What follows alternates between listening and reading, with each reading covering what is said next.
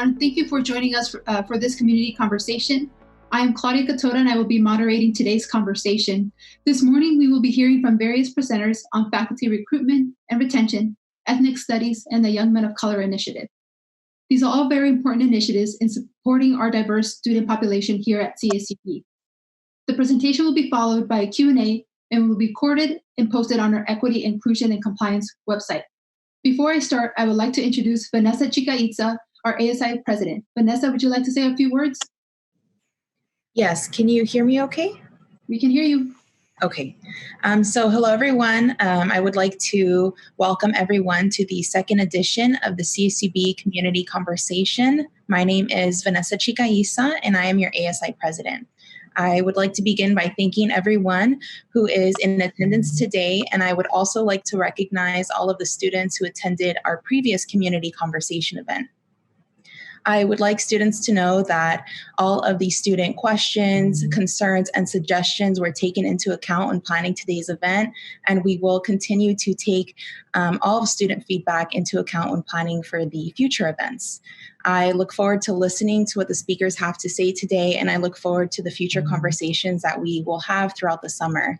And before I pass this along, I would like to remind all students that ASI continues to be an essential service, and this means that our offices are currently open. However, we recommend that students get into contact with us via email. So I will place my contact information in the chat below. So please do not hesitate to reach out if you have any questions or any concerns. With that being said, thank you. Thank you, Vanessa. I would like to introduce our first speaker, Dr. Vernon Harper, Provost and Vice President for Academic Affairs. Dr. Harper. Thank you, Claudia. And thank you, Vanessa, and your leadership of ASI. As was mentioned, my name is Vernon Harper. I am the Provost and Vice President for Academic Affairs here at CSUB. I am the Chief Academic Officer for the students. That means all the departments and schools, colleges, and academic units report to me. And so one of the things that I feel that this conversation is so very important to a healthy and functional community. And one of the things that we did in academic affairs was take a very, very hard look at the questions that were asked during the first community conversation and try to, number one, act, to not simply listen, but to be pensive with ourselves, to be reflective amongst ourselves about what we could do to advance this issue for our community and how we could do so quickly and deliberately. And so today you're going to hear from a variety of individuals after we combed those questions that were asked during the last meeting. You're going to receive answers to many of those questions. Some of the answers will come from myself. Some of the answers will come from various individuals in academic affairs and several faculty members. And so I will get started and look for the next slide. So what did we hear? There were a variety of questions that were asked during the first community conversation that certainly deserve to be addressed. You can see those on your screen. I'll just jump through them pretty quickly. There were questions regarding the resources as they relate to African-American students and students of color. There were particular questions as they relate to how programming is created and how resources in the library are available. Then there were other specific questions as they related to how many Black faculty do we have, the budget and the process for hiring more Black professors. And then there were a series of questions related to ethnic studies. Will there be ethnic studies classes in the future? And topics like a Black Cultural Center related to ethnic studies. And so those were certainly some of the questions that were asked. And upon myself certainly hearing those questions and listening to the presentations that were made during the first community conversation, we leapt to action, and we decided to make a series of specific investments to move this conversation forward. Next slide, please.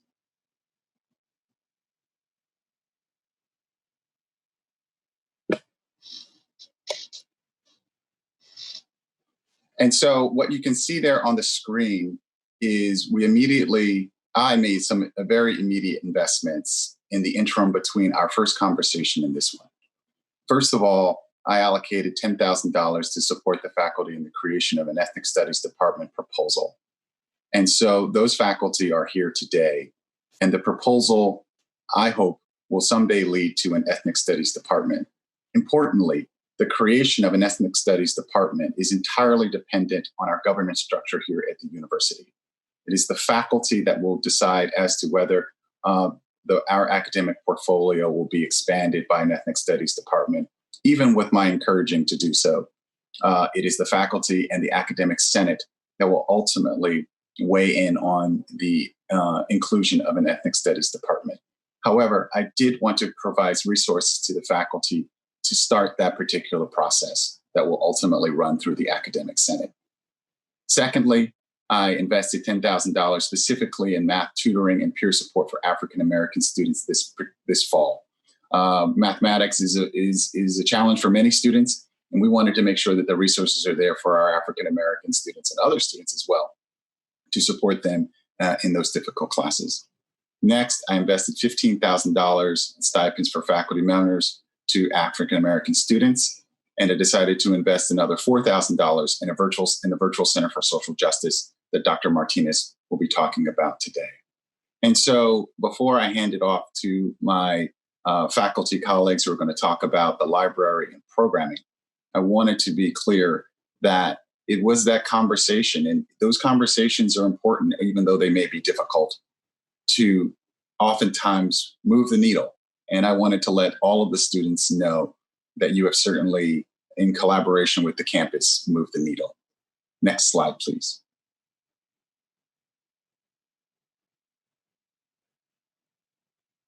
And so shifting to what have we done? In this slide, we're going to talk about programming and resources. And you're going to hear first from Sandra Bozart, then from Dr. Michael Burrows, and then lastly, Dr. Mark Martinez, who will talk about the Center for Social Justice. Sandra, you may go ahead. Hello. Thank you for inviting me to speak with you all today. I will keep it short. So thank you, Provost Harper, again. Good morning to everyone that's on today. I wish I could see your faces. But at the first campus conversation a few weeks ago, we did share our link that was just up for the Social Justice Resource Guide. The link also lives on the bottom of the library homepage.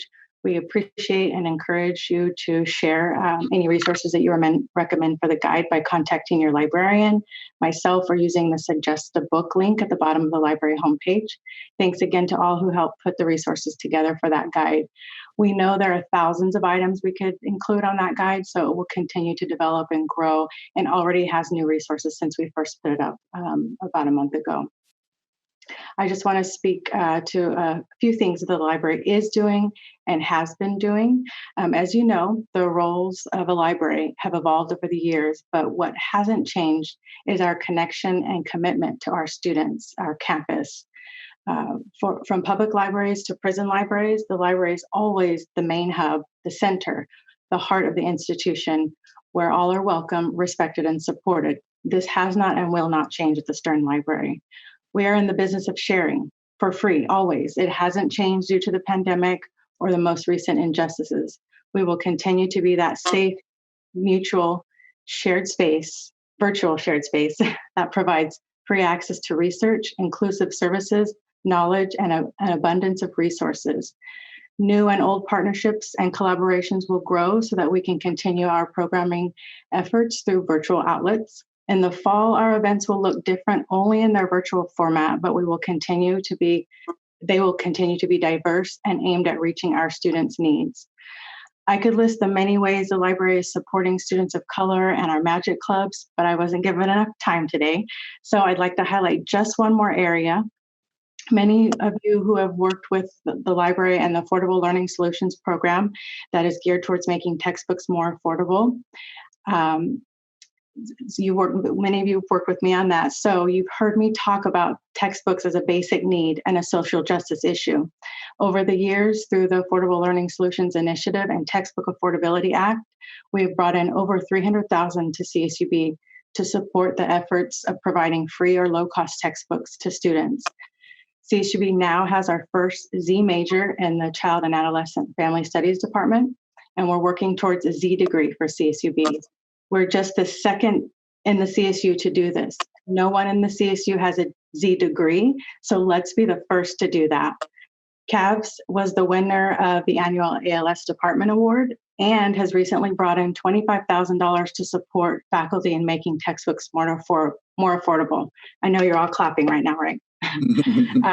Lastly, our campus received an additional $20,000 this month, separate from what CAVS brought in, to support these efforts as well. For more information about affordable learning solutions, please visit our textbook page on the library website or contact me directly to speak about this or other ways the library is and can help students succeed while at CSUB. Thank you, and I'll hand it back to Provost Harper. Thank you, Sandra, and all of the librarians that do such marvelous work in this particular space, as well as with affordable learning solutions. Thank you so much. And now I will hand the baton off to Dr. Burrows. Thank you, Provost Harper. Thanks for having me. Just to say a few words here. I just wanted our community to know a few points. I mean, the first, I serve as director of the Kegley Institute of Ethics, and speaking for me and our board and our core staff, we are committed to being an open door institute. And by that, I mean, in addition to our core programming, of which I'll speak about in a moment, we're very committed to supporting our students, faculty, and staff, and those many voices that are beyond the ones that we possess just on our own. So we sponsor events, we help form collaborations, we help advertise the work that other people are doing on our campus. And so this is just a note, I encourage you above all else to always feel free to reach out to me if there are programs or connections you're trying to make with the community that we can assist and help you with, whether a program on campus or trying to build community collaborations around an event or an important item that you're trying to get out to our campus and community. That's just kind of one thing I want to say. In addition to that, we have been thinking this summer, historically, our institute has been committed to doing events that center around themes of social justice, community conversations, including attentions to race, racial injustice, and related matters. That's not a new concern for us. But going forward for this fall semester, we have at least 4 events that are going to be dealing specifically with issues of race, racism, combating white supremacist extremism, and also racial disparities in healthcare, particularly around the COVID-19 pandemic. 2 of those are listed here today.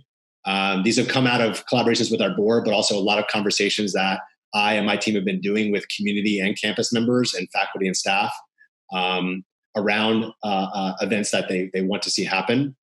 The first one listed here is from Dr. Brianna Ramirez, who's a philosopher of race at Claremont McKenna College. Her work is specifically right now is around issues in philosophy of race, but also the ethics of protesting in response to issues of racial injustice. So she'll be speaking about that in October, this upcoming semester. Breaking Hate, Confronting the New Culture of Extremism will be a lecture by Christian Picciolini, also in October, he runs a nonprofit that works against recruitment practices of white supremacist extremist groups. He's a published author and has several TED Talks. You can look him up if you like. And we'll have several other core events that are basically going to be kind of trying to do what we do best, which is fostering community conversations and information sharing, and trying to kind of assist with community building at this time around these important issues that we're facing. So those are some of the things that we'll be doing. But again, please feel free to reach out to me. We'll be publishing information on these events and programs going forward in the next few weeks. Thank you. Thank you, Dr. Burrows, and everything that the Kegley does to support social justice. And now I'd like to hand it off to Dr. Mark Martinez.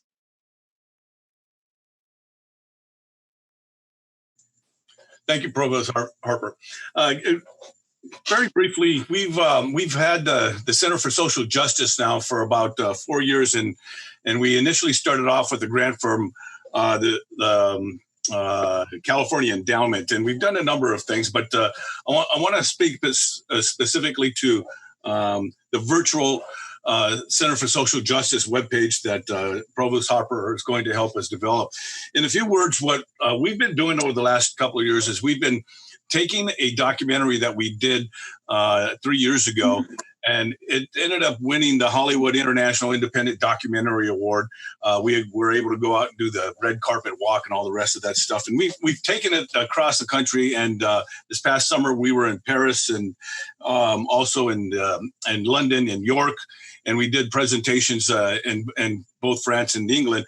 And one of the things that we found was that there were many people asking from the universities and other places that we went, including the Sorbonne, where can we make contact with? How do we develop? How can we help you, et cetera?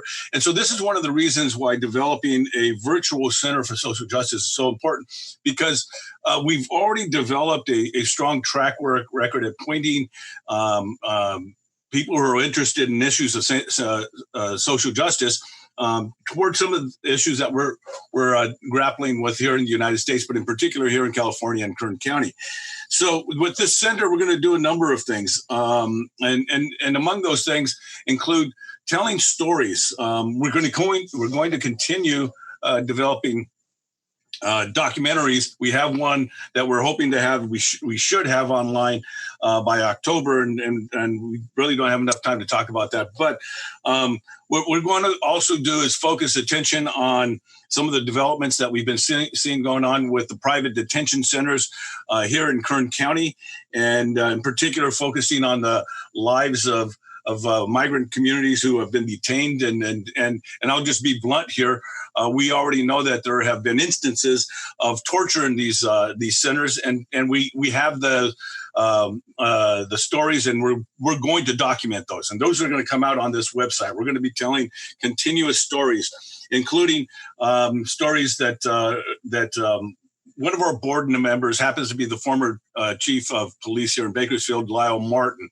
And we're going to be working with him to talk about a number of things, especially things that apply towards Black Lives Matter. And so there's a number of things that we're developing. Those of you who are interested know this. We have student interns. As a matter of fact, one of our students is going to help develop the stories that are coming out of the detention centers. And we're going to have these stories come out on a regular basis, whether it's once every 2 weeks or once a week. We're not determined on that yet. We haven't decided that yet. But the point is that at the Center for Social Justice, we're going to continually work to develop whether it's documentaries or the stories that we have that deal with issues of social justice.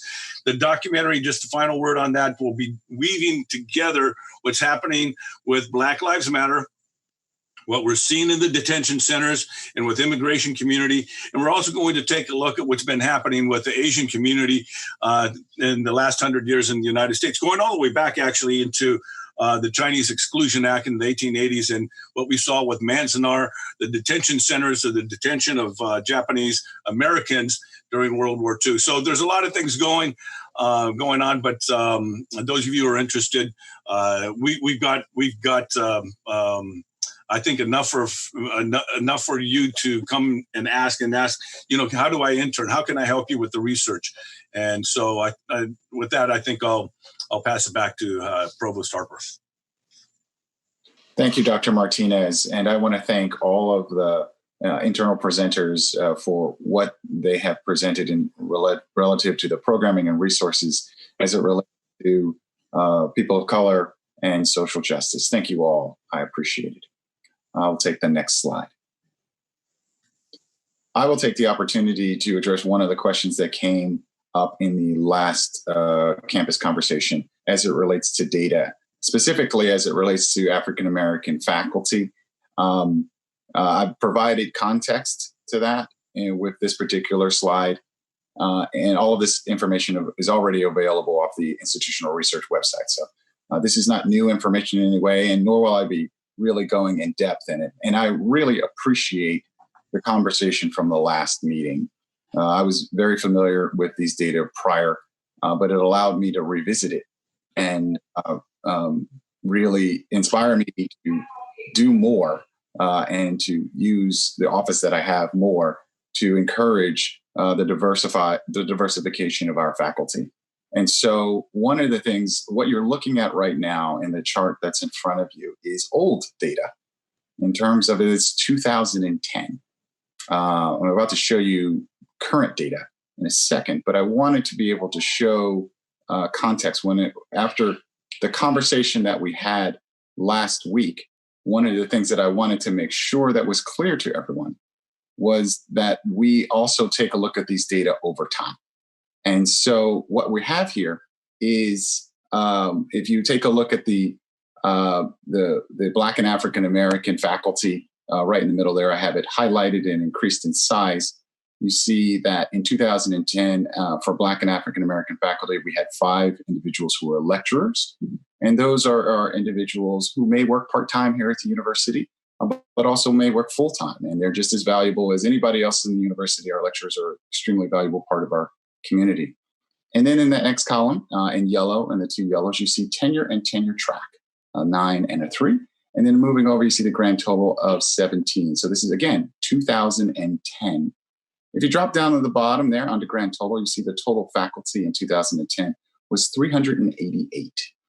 And so I'm going to go back up to Black and African American because that's what we're talking about. In the yellow there, I want you to concentrate on because that's what I wanted to have draw your attention to. And so the pipeline from tenure track to tenured is exceedingly important to every university in the country. For our tenured faculty are the backbone of any institution. They're the ones who are making long-term, even lifetime commitments to this enterprise. And we value them just like students, just like our staff, as partners in a shared governance sense here at the university. But what you see in those 2 yellow spaces in which I have highlighted, you see that at that time, in that snapshot, this is a snapshot, there were 9 tenured African-American faculty and 3 on the tenure track. What that tells you in a very, very simple sense is because tenured faculty will oftentimes retire or move to a new university, infrequently, but they do. The tenure track number is important because that's the pipeline to become tenured. And we must always ensure, and I am in part responsible for that, that our tenured faculty stay healthy and strong for the lifetime of this institution. And if we're talking specifically about African Americans, we need that specific pipeline to stay strong as well. And so the larger that tenure track pipeline to the tenured result, the more healthy we would see that particular group be.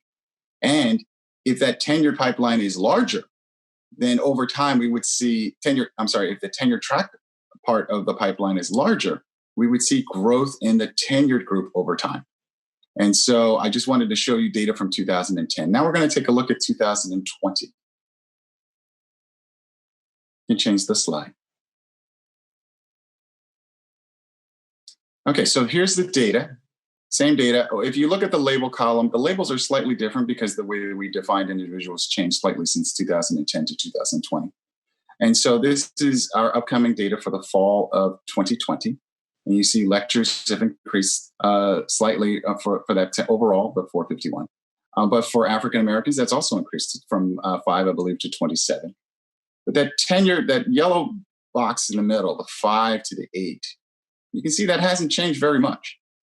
That certainly has not changed very much. So the criticism, which was indicated also when our regional accreditor arrived here about 6 months ago, made the same criticism that we have not done enough as an institution to diversify the faculty. And specifically as it relates to African Americans, you can see those numbers have not changed dramatically over that particular period of time. And so, again, going back to the fact that I appreciate the observation, the question, and the comment that happened in the last session, because it inspires me as the Chief Academic Officer to work with the Senate, to work with the academic chairs and the departments to make sure that we're doing all that we can to ensure that the university reflects the students in which we serve. And so things like cluster hires are something that we've talked about in terms of focusing on diverse and Black and brown faculty to bring to the institution. Been fortunate enough to make a few of those hires in this cycle. We have some diverse individuals who were brought into management and marketing and other parts of the university, and we're going to continue to do so. So I certainly wanted to put this data out front. You asked for it. Here it is. We are aware of the issue.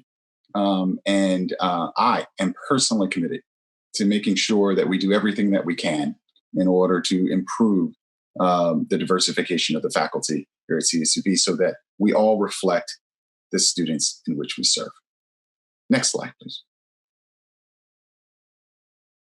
Also, there was a question regarding ethnic studies as to whether there would be ethnic studies courses in the fall, more ethnic studies courses or a required course. Recently, that's a very timely question because just last week, Assembly Bill 1460 passed the legislature within the state of California. I believe it is sitting on the governor's desk. And I will not read this to you, but to give you the summary, it will require all of the CSUs to require all students graduating in 24-25 to graduate after having taken an ethnic studies course.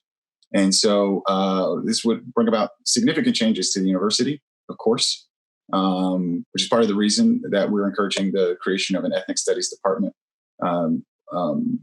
to hold this particular course and to create an intellectual foundation, a greater intellectual foundation, because we already have faculty on this campus who work in this space, but to give them a home and give these students a more significant home intellectually and academically. And so directly answering the question, we expect that there will be a requirement for ethnic studies at some point in the future. And we look forward to serving the students in that particular way. Next slide. And now I'd like to introduce three of our faculty who work in this particular space. There are many in different parts of the university in sociology and the arts and humanities. However, these three are particularly working on the ethnic studies department proposal, and I invited them to come here and talk about the development of that proposal and why ethnic studies is such a critical component to the academic portfolio here at the university. We're going to hear from Dr. Alicia Rodriguez, Dr. Jorge Moraga, and Dr. Tracy Salisbury. Dr. Rodriguez, you can lead us off. First, I want to thank Provost Vernon Harper and all of those who were involved in organizing this conversation for the opportunity to speak to you today, to make a very few brief remarks on the issue of ethnic studies. And I want to put a little bit into a broader context. It's really gratifying to see that we're moving forward in earnest with an ethnic studies graduation requirement and with developing an ethnic studies department and a degree program. These are really important. In this morning's LA Times, there was an AP article that said, this had to deal with the census, said, quote, in 2019, just under 40% of the total U.S. population was either non-white or Hispanic. Non-white Hispanics are expected to be a non-white Hispanics are expected to be a minority of the U.S. population in about 25 years. So we see these demographic shifts taking place, and they are taking place rapidly. These are populations whose experiences need to be fully included in academic areas of study, not to mention individuals from these groups as participants in all levels of the social, economic, and political structures of society. As a scholar who studies race and ethnic relations, and as a member of a group with firsthand experience and what it feels like to be excluded and ignored, this marginalization we know is harmful, it's hurtful, and it leaves both visible and invisible scars. For every injustice, every hurt, every wound that is made public, there are countless that remain hidden, unexposed, unspoken.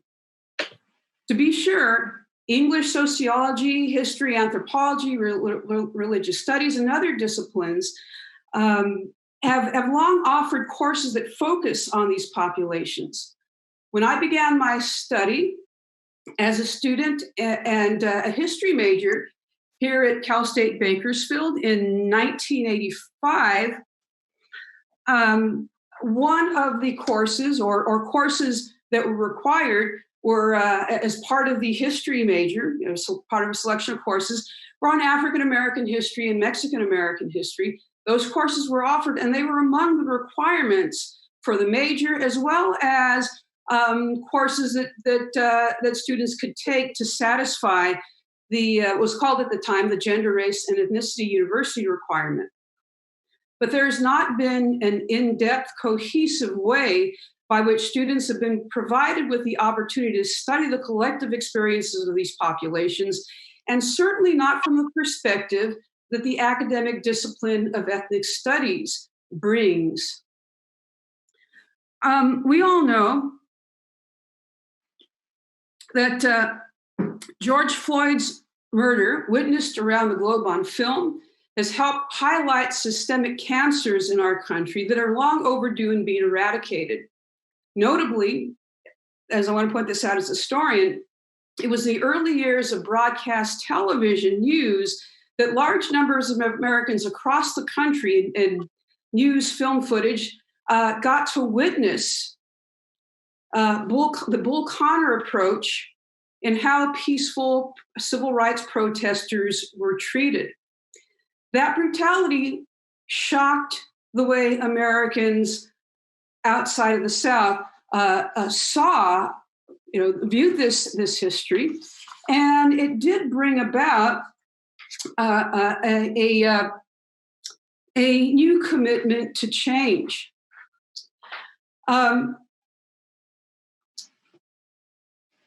As an historian, I and other scholars and those who've studied the past,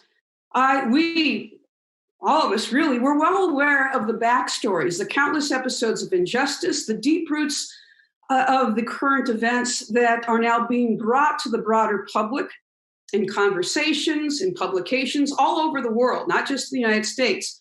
It's helped create an awareness and educate Americans and the global community on the issues that we face. Indeed, I think I'm feeling optimistic that among a majority of Americans, there's now a shift in the will, not simply to call for change, but to see that it happens.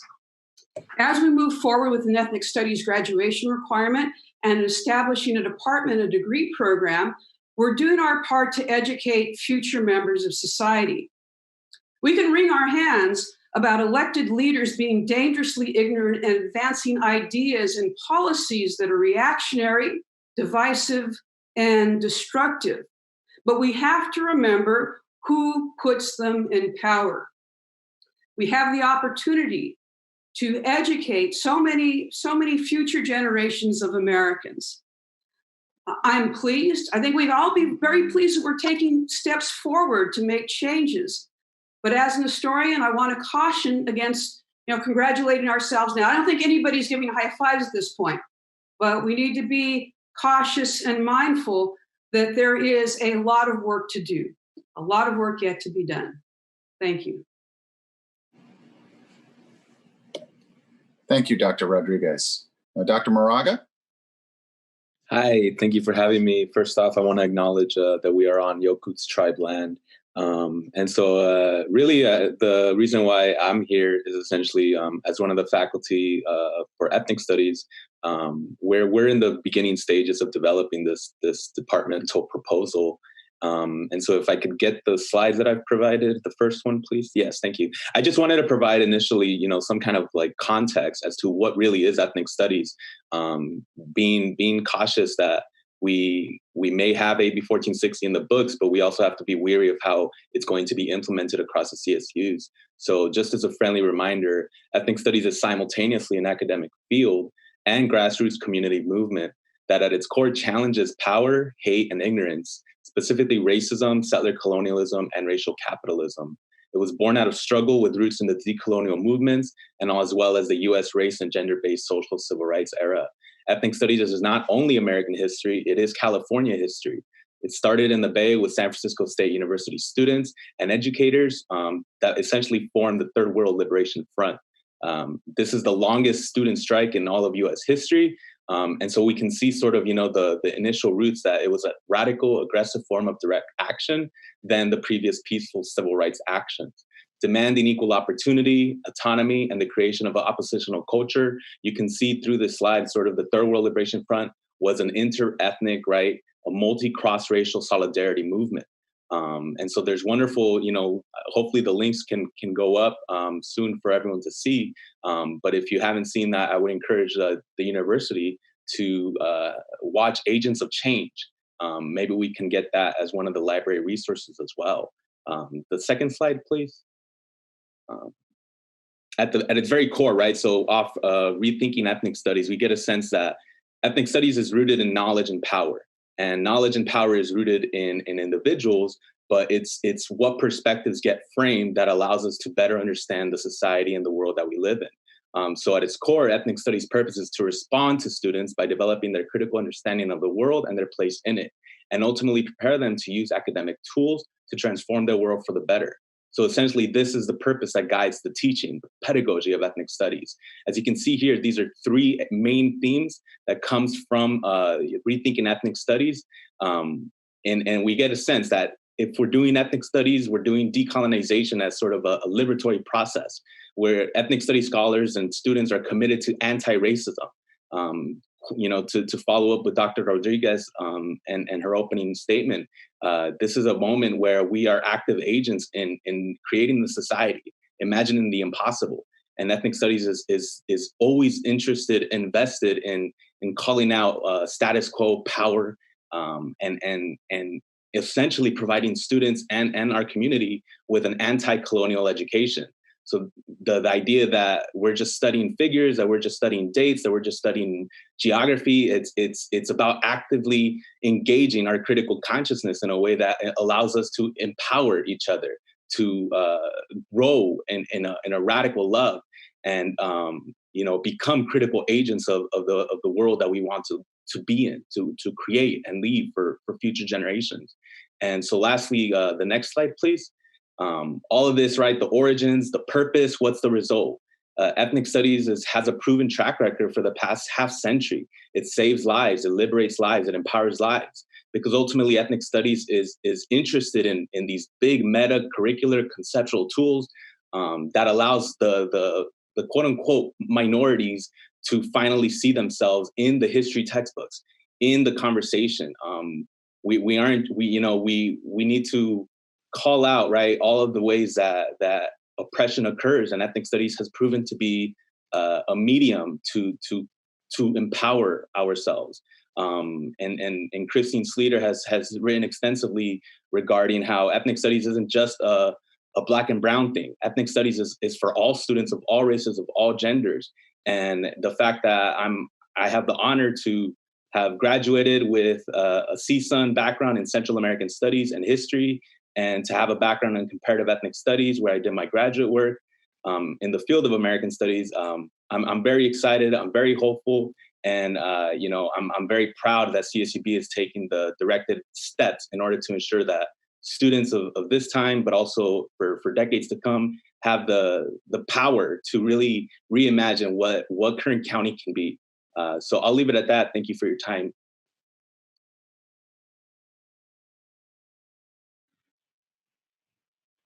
Good morning, everyone. Dr. Harper. Thank you, Dr. Moraga.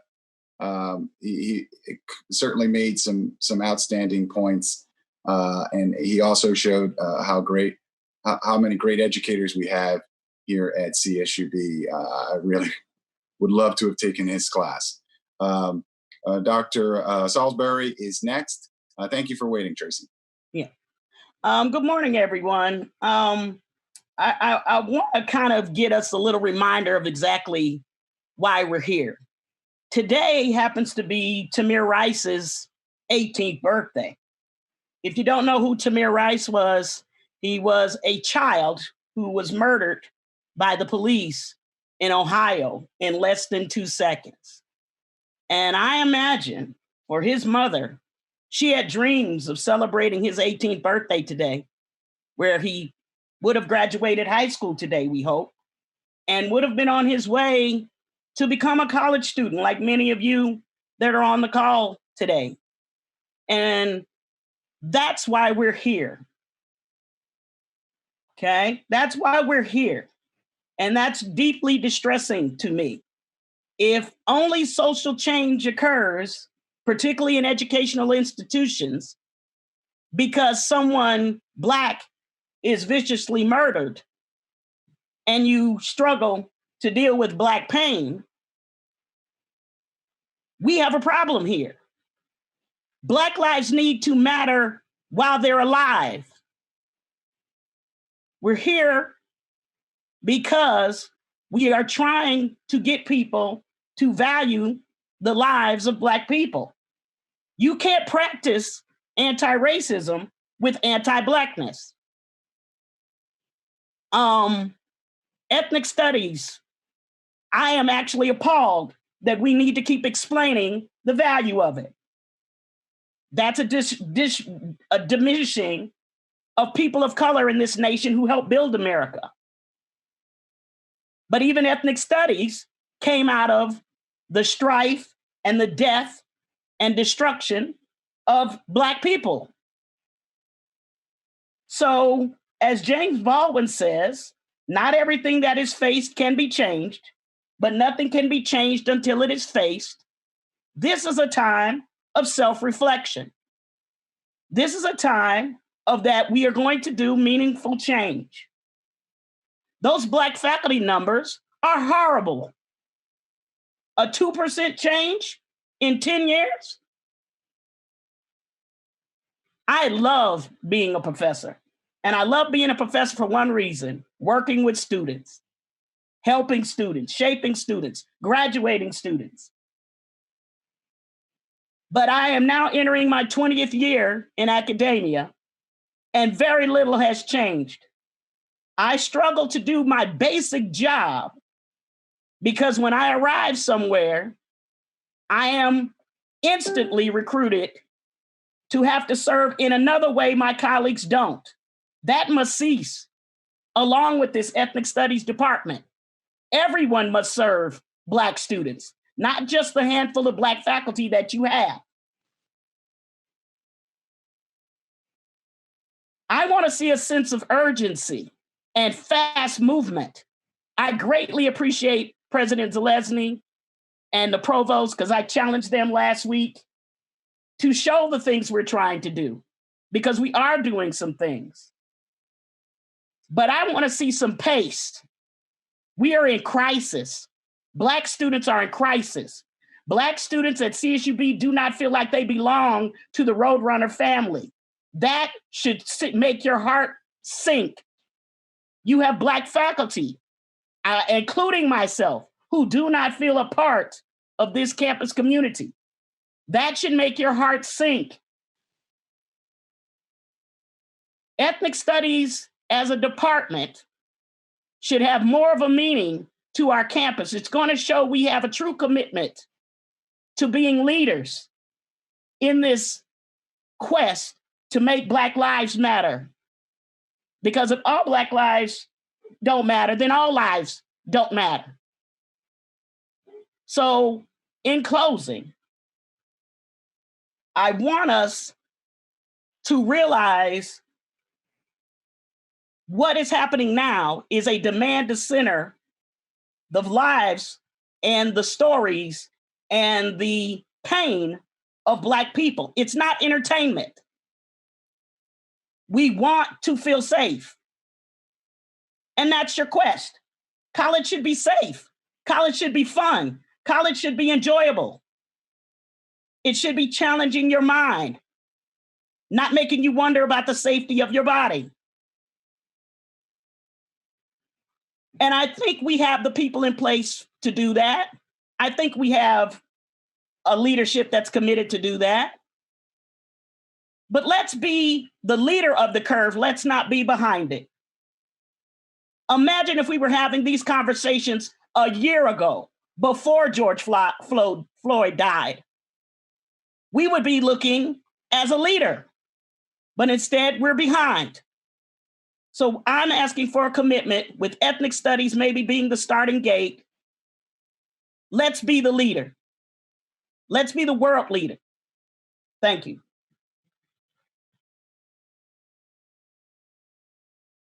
Thank you, Dr. Salisbury, for your words, for your candor. I am absolutely ready to be held accountable to that. We need to be the leader in this space, in this community. I think it is critical. I think it is vital. I think you've inspired everybody on the call. And we are certainly ready to hold hands as a community and walk forward in that fashion. I want to thank all of the presenters who I asked to be here today. I was moved personally. I was moved last week. I moved this week, and I look forward to the next one of these events. And with that, I throw it back to Claudia. Thank you, Dr. Harper. I'd like to introduce Dr. Markel Quarles and EJ Callahan, Assistant Vice Presidents for Student Affairs, for an update on the Young Men of Color Initiative. Good morning, everyone. Thank you for the opportunity to be here today and to share with you. We'll keep this brief in the interest of time. I want to make sure that we have time for our questions as well. And so what we're going to talk about is Excel Scholars, which is our Young Men of Color Initiative, as you can see there on the slide, Excellence Through Brotherhood and Mentoring. And our presentation will talk about how we got here to this point. It will give an overview about our programs and some success data that we're having. So I'll turn it over to EJ right now.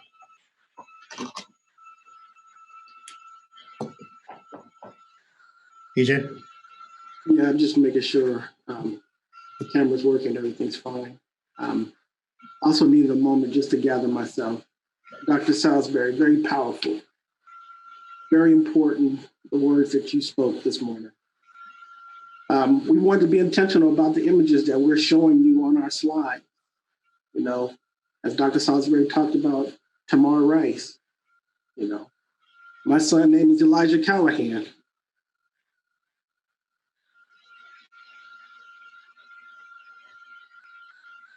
And so to hear the story of Elijah McClain, who died at age 23 in police custody, it hurts. So as a division, as a university, we need to evaluate our services and how we're serving our students. Next slide.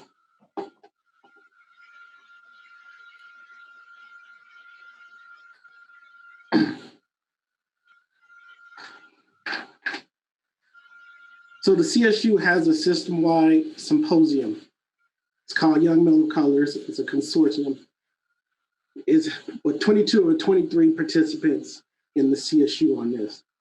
It was established to close the achievement gap under the umbrella of GI 2025.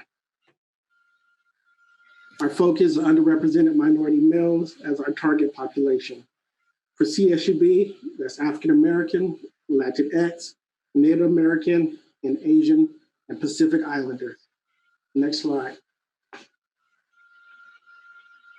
Here's our work group that helped us form our program here on campus. This group participated in a leadership academy facilitated by the CSU Success Network. We spent almost a month down in Cal Poly Pomona putting this work group putting this work together to have the framework of our program.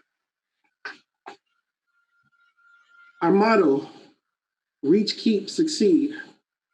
Our mission, increase the access, retention, and graduation rates of underrepresented minority males. Our goal, access, be a school of choice for Kern County underrepresented minority males. Goal 2, retention, be a model CSU campus for retaining underrepresented minority males. And goal 3, eliminate the equity gap for underrepresented minority males. Our first target cohort was the fall of 2019. Next slide. So all of our programs, I want to fall under this Excel Scholars umbrella. And so I want to talk a little bit about each of them. Our freshman mentoring program, which we'll dive into a little bit more specifically in a moment. The Guaranteed 4.0 Learning Systems, work with Dr. Donna O'Mackey, who came to our campus and served and gave wonderful strategies on academic success and study skills to over 400 CSUB students this year. We're excited that Dr. Mackey is committed to CSUB, and she is a pioneer in this work. And so we're excited to see the the work that she's doing with our students on campus. EJ talked about the consortium with our CSU colleagues as a whole, and that helps us to be able to share ideas and come together and partner in various areas to help support our students. And then also the other bucket is our Budding Leaders Conference, where we partner with the current high school district to help develop our incoming students, and as we talked about earlier, to develop a pipeline of males of color to come to CSUB. Next slide. So the spring of 2018, we hosted the first inaugural CSU Males of Color Forum here on our campus under the leadership of Dr. Thomas Wallace. We held it in our student housing east. Some of the images that you'll see here from the participants, including our CSUB students. Next slide. The second annual Young Men of Color Symposium was held down at the California Endowment Center in Los Angeles. That photo you'll see there is the CSUB delegation that attended that program. We was the largest group in attendance at the forum. At that forum, there was a focus on the student experience on campus. Next slide.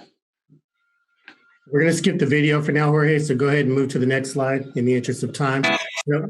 But I want to underscore, us being a host campus for this initiative. It was beautiful to see folks from around the entire CSU here on our campus.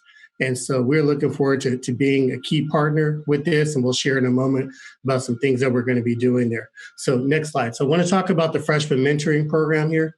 And so we just completed year one of this program. And so I wanted to give you a little bit of some information about the program. So we started with our first-time fall freshmen from fall 2019. And so we had 33 students participate in the program. The chart to the left tells you where those students are as far as the student participants and what schools they fall in. You'll see the largest number there were NSME students. And so from a number standpoint, out of the 33, 21 of our program participants were Hispanic or Latino. 7 of those were African American and Black, and 5 were Asian students. And again, we're in year one of the program. When we compare those initial participation numbers, again, we're in year one with our other CSUs that have had longer standing programs. We have a doubled cohort. We have twice the size of the number of people starting out. And so we're really excited about what the future holds for this program. And so we had events where we came together as a group. Each student that participates in the program is paired with the faculty or staff mentor on campus. And because we know that, again, the attrition data for males of color has struggled historically beyond other groups. And so we focus specifically on first year, not because the other years are not important, but because we lose most of our students after the first year. And so I'm excited to share with this group right now that 42% of the program participants earned over a 3.0 GPA as first-time freshmen. I am so excited about that because those numbers typically don't happen in the first year. So these are our males of color, the students that have been considered most academically at risk, and they are getting it done. And so I am so proud of our students. We are so proud of our faculty and staff, mentors that have stepped up to mentor and support our students. And so we are so grateful for that. One other piece as well, as part of the consortium, CSUB was selected among five CSU campuses were selected to participate in an external evaluation by Cobblestone, which is an applied research and evaluation firm. And we're particularly excited about this opportunity because we are building this program. And so this gives us an opportunity to make sure that we're building it in a sustainable way. We don't want to be hasty about things. Yes, there is urgency. Don't get me wrong. We do want to make sure that we're building it the right way, in a way that's going to be sustainable for years and years to come. And so next slide.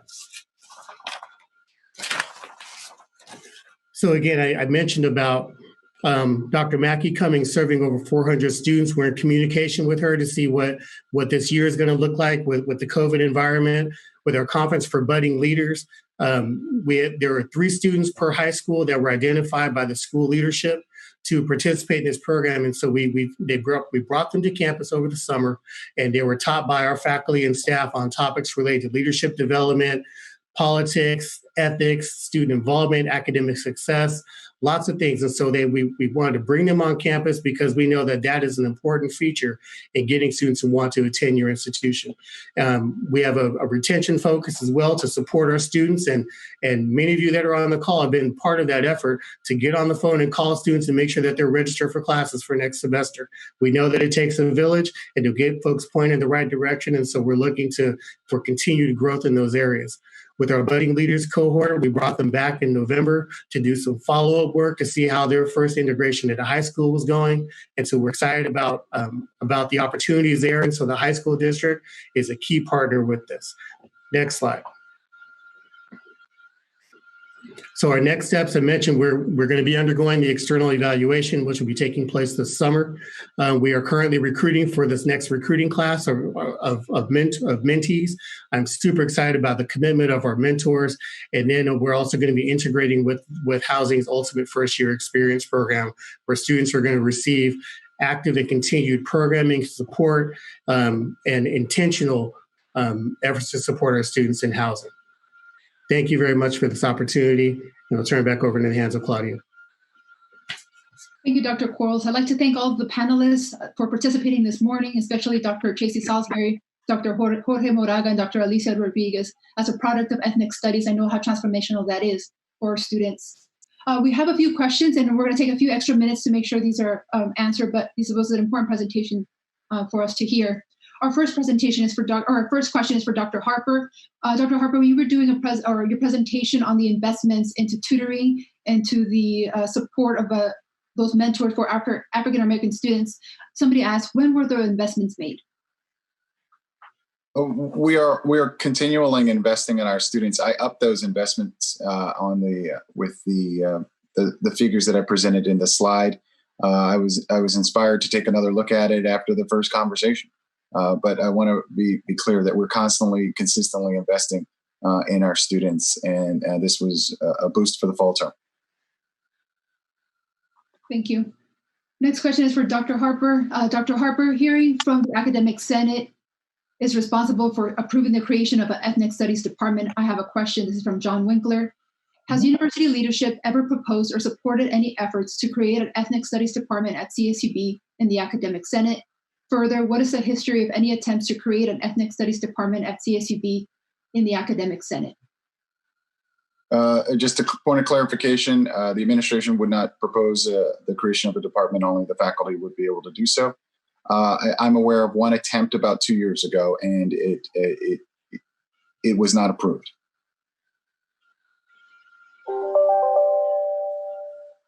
Thank you. This question is for Dr. Martinez. Dr. Martinez, I'm not sure if he's still on the line. If he's not, then we'll share this question with him. The question is there any other groups that we're talking about?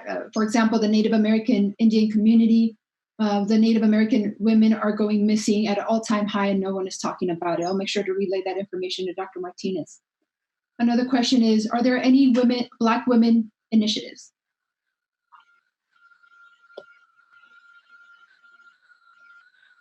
I guess I'll leap in on that. There's a lot of conversations about doing that.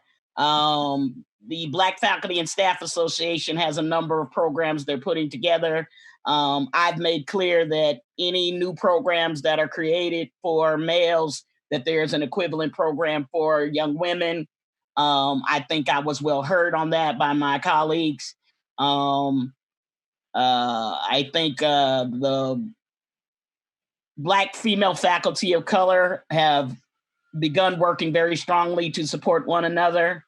So I would say, yeah, there's not any specific initiatives right now, but I would say be ready. By the fall, we'll have some.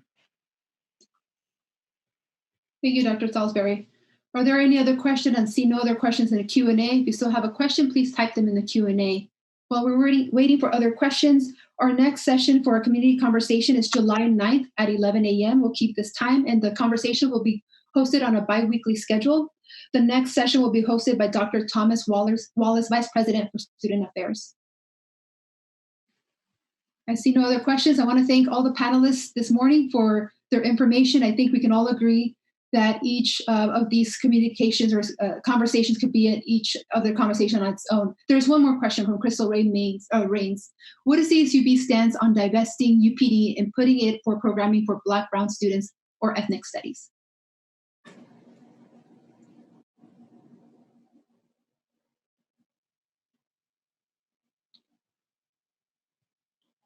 Well, I'll step up to that.